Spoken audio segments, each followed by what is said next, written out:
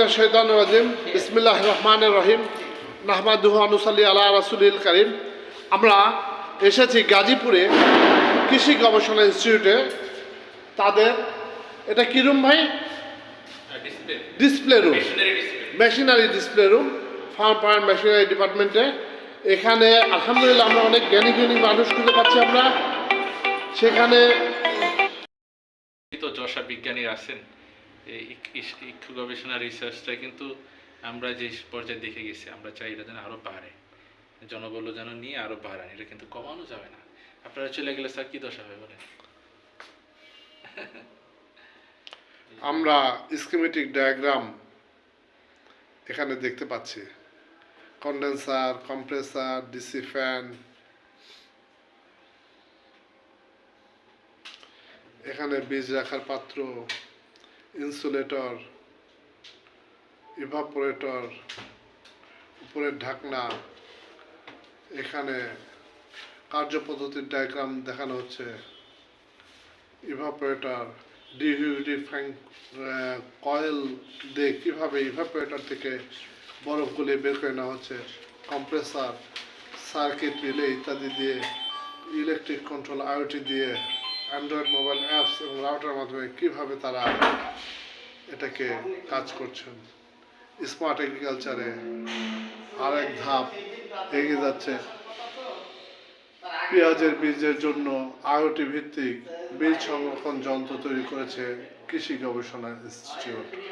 ধন্যবাদ সকলকে। ডক্টর জাকারিয়া স্যারের কাছে জানতে চাই, কারণ তিনি এই মেশিনটা ডেভেলপ করেছেন। পেঁয়াজের বীজ সংরক্ষণ একসময় অনেক জটিল ছিল। পেঁয়াজের বীজ নষ্ট হয়ে যেত, জার্মিনেশন হতো না, কৃষকের মাথায় হাত পড়তো। অনেক দামি বীজ, 10,000, 15,000, 20,000 টাকা কেজি, 1 কেজি বীজের দাম। সেটা যখন নষ্ট হয়ে যায় তখন আসলে কৃষকের কিছুই করার থাকে না, মানে কষ্ট করা ছাড়া। ডিলারের দোষ দিয়েও লাভ নেই, তাদের কাছেও সংরক্ষণের ভালো ব্যবস্থা নেই, কারণ এখানে আর্দ্রতা এবং তাপমাত্রা দুটো দিয়ে এখানে নিয়ন্ত্রণ করতে হয়। তো আমরা বাংলাদেশের এই স্মার্ট এগ্রিকালচারের অন্যতম পথিকৃৎ কৃষি গবেষণা ইনস্টিটিউটের বিজ্ঞানী ডক্টর জাকারিয়া স্যারের কাছে জানতে চাচ্ছি, স্যার এই মেশিনটাতে সিড, এই যে পেঁয়াজের বীজ বা এই জাতীয় গাজরের বীজ, এই বীজগুলা সংরক্ষণের ফলে ভায়াবিলিটি কী পরিমাণ ভালো থাকে, বা এর জার্মিনেশন ক্ষমতা, এর অঙ্কুরোদ্গম ক্ষমতা বা এর শুদ্ধতা কী পরিমাণ থাকে? আসলে যে কোনো সেন্সিটিভ সিড যেগুলো থাকে তার জন্য মূল দুইটা জিনিস হলো টেম্পারেচার এবং রিলেটিভ হিউমিডিটি। স্টোরেজের মধ্যে যদি টেম্পারেচার 8 থেকে 12 ডিগ্রি সেলসিয়াস এবং রিলেটিভ হিউমিডিটি লেস দেন 40% রাখা যায়, তাহলে এটা বীজের জন্য ভালো। তা আমাদের এই মেশিনের আমরা দেখা গেছে যে রেফ্রিজারেশন কুলিং সিস্টেমের মাধ্যমে এটাকে টেম্পারেচার আমরা ডাউন করতে পারি, কাঙ্ক্ষিত টেম্পারেচার আমরা সেট করতে পারি। আবার রিলেটিভ হিউমিডিটিটাকে আমরা একটা ডিহিউমিডিফাইং কয়েল এবং সিস্টেমের মাধ্যমে এটাকে মেনটেন করতে পারি। এবং এই মেশিনের একটা বিশেষ বৈশিষ্ট্য হলো আমরা এটা মোবাইলের মাধ্যমে, অ্যাপসের মাধ্যমে আমরা টেম্পারেচার এবং রিলেটিভ হিউমিডিটি দেখতে পাচ্ছি। এবং কখনো যদি এরকম হয় কম্প্রেসার চলছে, টেম্পারেচার রাইজ করছে, যেহেতু সিড সেন্সিটিভ জিনিস, তখন কিন্তু গ্রাহকের এন্ডে অটোমেটিক মোবাইলে মেসেজ চলে যাবে, সে অ্যাওয়ার্ড হবে যে না, আমাকে এখন মেশিনে এটাকে একটা স্টেপ নিতে হবে। যেহেতু আইওটি একটা সিস্টেম রিসেন্টলি আমাদেরকে বলা হচ্ছে রিসার্চ যেন আমরা ইনক্লুশন করি, এটা হলো একটা অন্যতম একটা বৈশিষ্ট্য। মূলত সিডের জার্মিনেশন আমরা গতবার মানে এই সিজনে এপ্রিল থেকে সেপ্টেম্বর পর্যন্ত ফরিদপুরের যে বাংলাদেশের পেঁয়াজ চাষি বেগম শাহিদা বেগম, ওনার কাছে আমরা এটা করছি। এবং সেখানে আমরা দেখি যে জার্মিনেশন আফটার স্টোরেজ এটা 90%-এর মতো, 90%-এর উপরে এটার জার্মিনেশন ছিল। এবং মোটামুটি আমাদের কোনো সিডের কোনো লস হয় না, যদিও কনভেনশনালে দেখা গেছে এই জার্মিনেশনটা 75 থেকে 80%-এর মতো ছিল। সুতরাং আমরা আশা করতেছি কৃষক যদি স্মল স্কেল কৃষকের জন্য এটা একটা খুব উপকারী একটা মেশিন হবে। অলরেডি আমাদেরকে বিভিন্ন জায়গা থেকে ডিমান্ড আসতেছে, আমরা আশা করি যে কৃষক যদি এটা করতে পারে কমিউনিটি লেভেলে স্মল স্কেল কৃষকের জন্য খুব উপকারে আসবে এই মেশিনটা। আচ্ছা, আপনারা এখানে দেখতে পাচ্ছেন, যদিও এটা শীতকাল, আজকে ডিসেম্বর মাসের কয় তারিখ? 22 তারিখ, 23 তারিখ। দেখেন বাইরে 23 তারিখ আজকে ডিসেম্বর মাসের, বাইরের তাপমাত্রা এখন 24.2 ডিগ্রি সেন্টিগ্রেড, আর ভেতরের তাপমাত্রা অলরেডি 18 মানে মাত্র ছাড়া কিছুক্ষণ আগে মেশিনটা চালু। আমরা এই ভিডিও শুরু করার সময় অর্থাৎ 7-8 মিনিট হয়তো বা হয়নি মেশিনটা চালানো, এবং রিলেটিভ হিউমিডিটি 37% নেমে এসেছে। শুরুতে যেন কত ছিল? 50% এর মধ্যে ছিল। শুরুতে 65 65%, 65% ছিল। শীতকালে হিউমিডিটি কম থাকে, কিন্তু এইটুকু সময়ের মধ্যে হিউমিডিটি কত কমে আসছে আপনারা দেখতে পাচ্ছেন। মেহেদী ভাইকে এখন জিজ্ঞাসা করব, যেহেতু মেহেদী ভাই আমাদের জাকারিয়া স্যারকে তার চাহিদা মতো বিভিন্নভাবে সাপোর্ট দিয়েছেন, একটু জিজ্ঞাসা করি। আচ্ছা, এই যে জাকারিয়া স্যার যে মেশিনটা তৈরি করলেন জি। আপনাদের সাথে, আপনার ভালো লাগছে কিনা? জি আলহামদুলিল্লাহ, অবশ্যই ভালো লাগছে। আসলে আমাদের যে প্রযুক্তি, আমরা যে ইঞ্জিনিয়ার, আমরা যে বাংলাদেশের জন্য কোনো কিছু ডেভেলপে যে আমরা হেল্প করতে পারি অথবা এর সাথে শরিক হতে পারি, এটা নিজেকে আমার কাছে ধন্য মনে হয় যে আমাদের শিক্ষাগত জ্ঞানটাকে সাকসেসফুলি মনে হয়। আচ্ছা, বাংলাদেশে যারা একটু কাজ শিখে যায়, একটু লেখাপড়া শিখে, তারা সবসময় চেষ্টা করে বিদেশে চলে যেতে। দেখেন, একটা ডিহিউমিডিফায়ার আপনাদের এই টিম, জি। কৃষি গবেষণার এই জি। টিমের সাথে আপনি কাজ করেছেন, বানিয়েছেন নিজেরা। জি। এর আগে আমি খালি জানতে চাই, আপনি এইরকম কোনো ডিহিউমিডিফায়ার চায়না থেকে কিনতে পাওয়া যায় 25-30 হাজার টাকার মধ্যে, জি। আপনি জানেন? জি তা চায়নাগুলা জি। বাংলাদেশে বিক্রি হয়। জি। তা আপনি এইরকম ডিহিউমিডিফায়ার নিজেরা তৈরি করা এর আগে কোথাও দেখেছেন কিনা? না, এর আগে আমি এরকম দেখি নাই।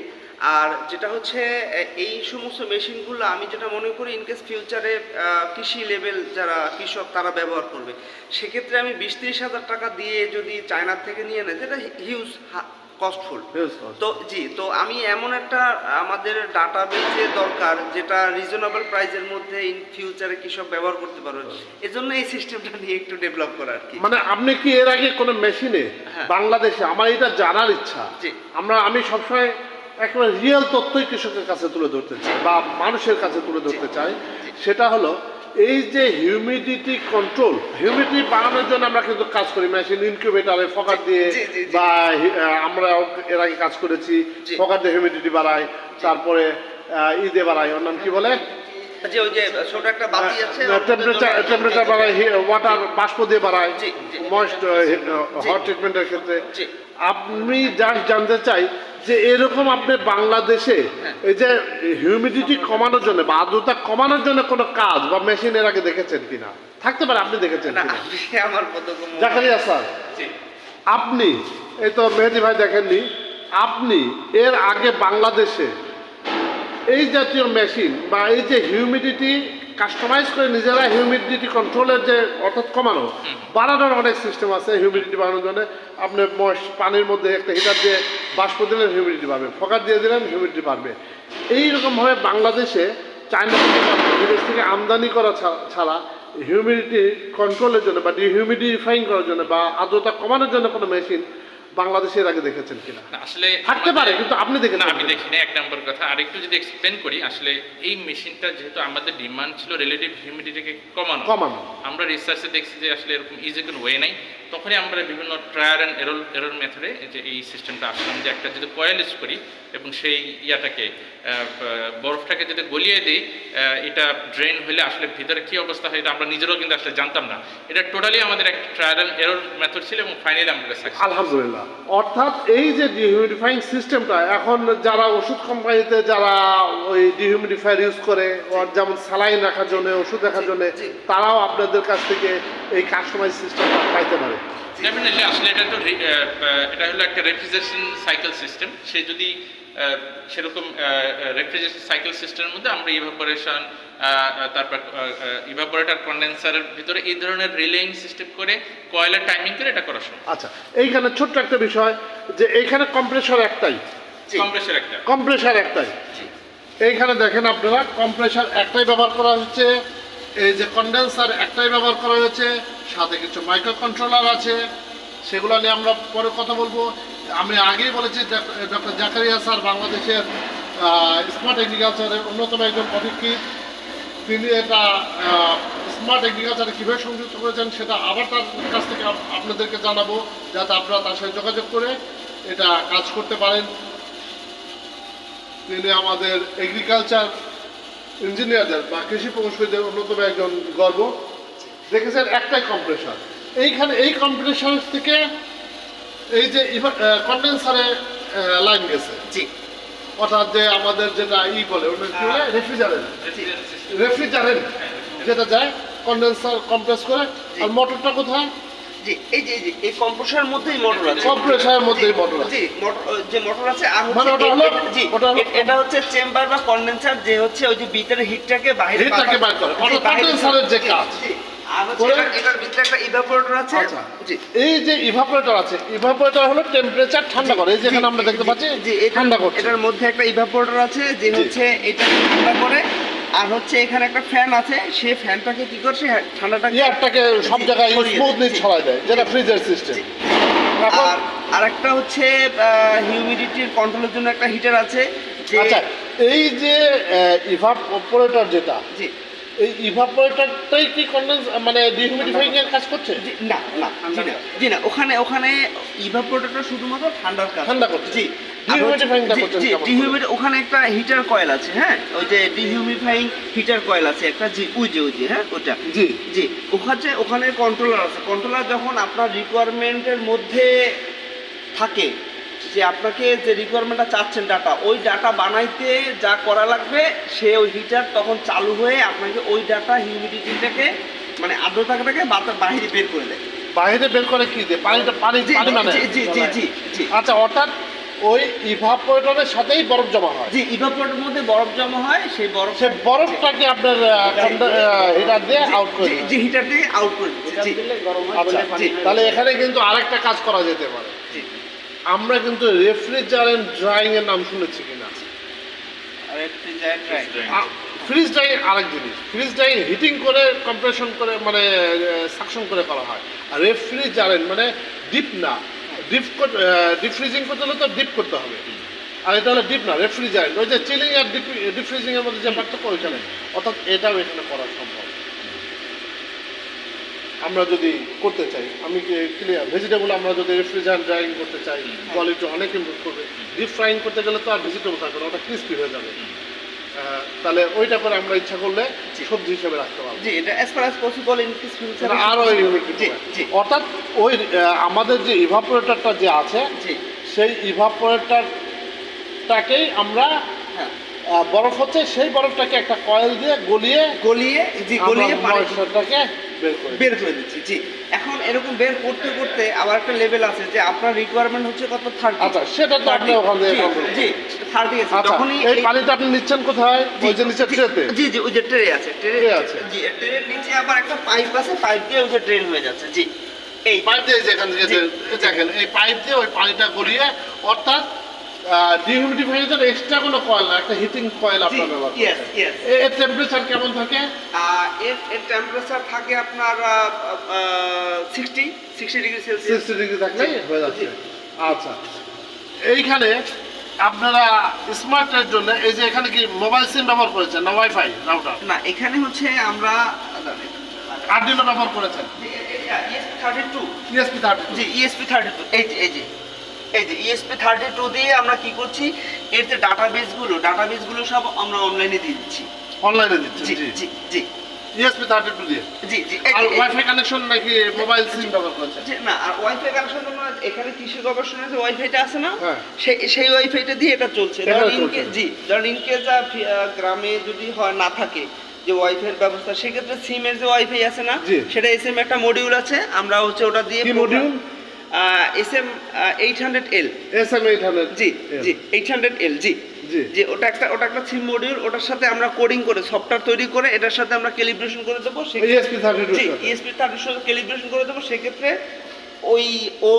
ওই সিমের মাধ্যমে মানে কৃষক ডাটা পেয়ে যাবে এবং সিমের মাধ্যমেই এই ডিভাইসটা অনলাইন থাকবে। ওখান থেকে কি স্যার, এই যে এখান থেকে ওয়াইফাই রাউটার না হলে, এই যে স্যার বললেন যে মেহেদি স্যার বললেন যে এখানে সিমের মাধ্যমে কৃষক ডাটা পেয়ে যাবে, যেখানে আমাদের ওই লাইন ওটাও করা যায়, ওটা জিএসএম মডিউল দিয়ে সিমের মাধ্যমে করে। আরেকটা হলো যেহেতু সব জায়গায় ওয়াইফাই আছে অ্যাভেলেবেল, সেক্ষেত্রে ওয়াইফাই আপনার যদি ফায়ারবেস আছে, যে কোনো ক্লাউডে যদি আপনি ডাটা এখান থেকে পাঠিয়ে দিতে পারেন, আমার ইউজার এন্ড আই মোবাইল হইতে পারে, মোবাইল অ্যাপস যেটা আমরা করছি, জি, জি। একটা কাস্টমাইজ অ্যান্ড্রয়েড মোবাইল অ্যাপস আমাদের জি। ছিল, ওটাতে আমরা দেখতে পারবো। ইভেন আপনার পিসিতে ডেস্কটপে যখন ইন্টারনেট কানেকশন সেখানে সে দেখতে পারবে। আচ্ছা স্যার, আরেকটা জিনিস জানতে চাই, সে যদি ইচ্ছা করে একটু টেম্পারেচারটা বাড়াতে কমাতে চায়, মোবাইলের মাধ্যমে করতে পারবে কিনা?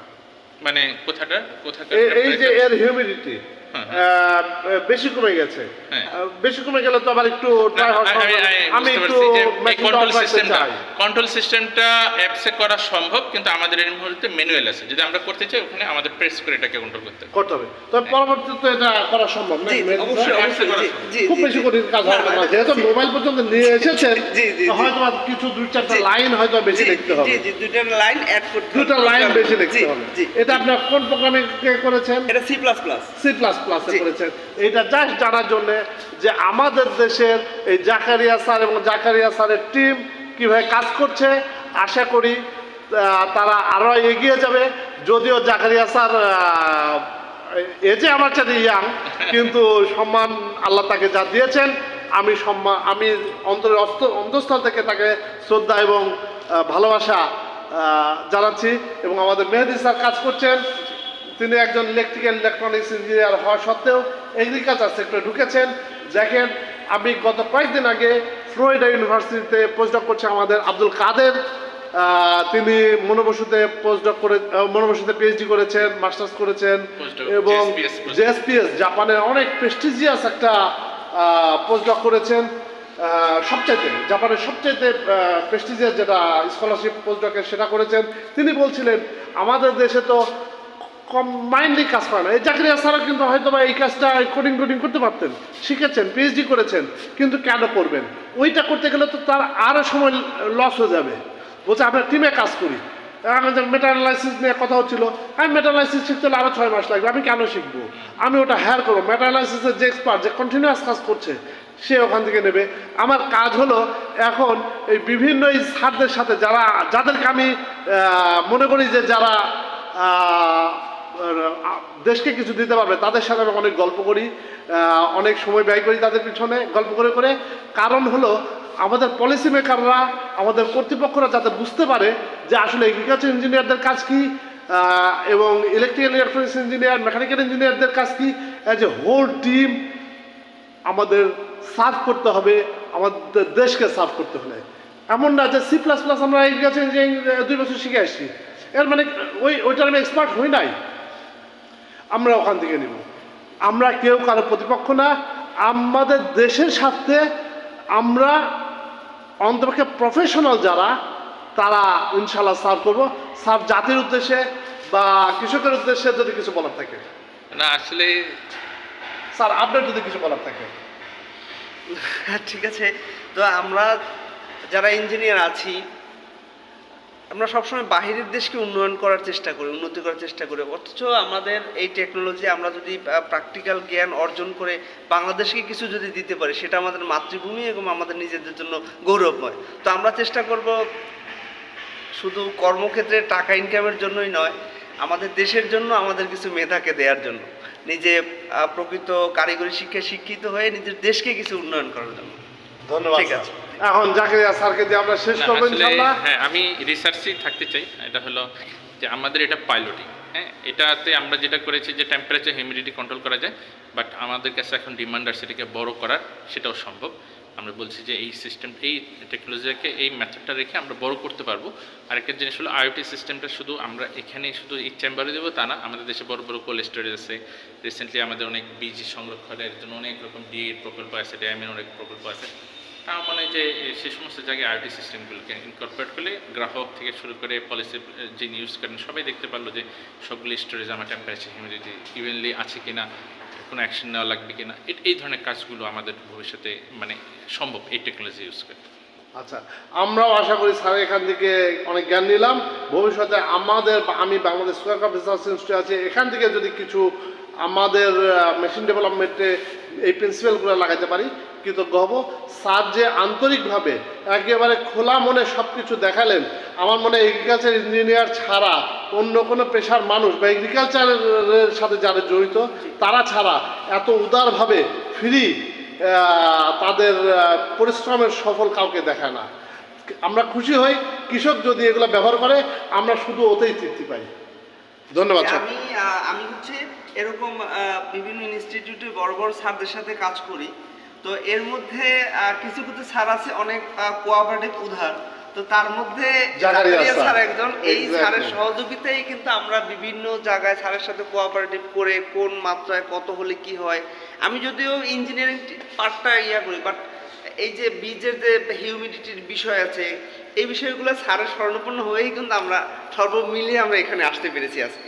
আচ্ছা, ধন্যবাদ ঠিক আছে, স্যার। thank you. আপনাদের এবং আমাদের প্রত্যেকের এবং এই দেশের মানুষের সফলতা কামনা করি। আল্লাহ আমাদের সহায় হন। ধন্যবাদ সকলকে। জি, আসসালামু আলাইকুম।